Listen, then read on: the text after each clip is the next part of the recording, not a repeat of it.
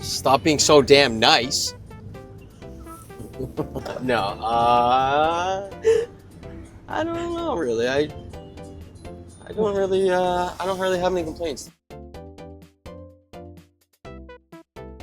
Stop telling me you don't pour grease down your drains when I'm the one clearing your drain out. I know you pour grease down your drains. I cleaned it out. There's no lying there. Oh, there's no lying there. Whoa, these roads. Yeah. Most of the time it's grease pouring down the drains. And it just gets stuck and then like Gets piled stuck up. and gets hardened in the pipes, and then water doesn't go down. Ew. So stop telling me you don't pour grease down your drains, because you do. Hey, Brandon, what did you get your wife for Christmas? Are we allowed to say? TBD. TBD, but you got her gift already. I have. It's amazing. I have. So you've done your Christmas shopping like done. a week ahead of time? I'm done. I'm a planner header. I had Wow. it done in October. No, you did not. I did.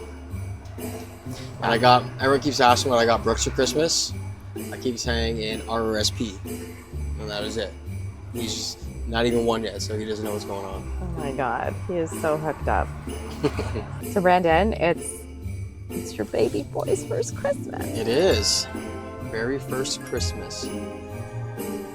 I don't know what I don't know what do I say now. Is he gonna have an itty bitty tiny little stocking? Yes, he's got a little stocking and his own ornament on the tree now.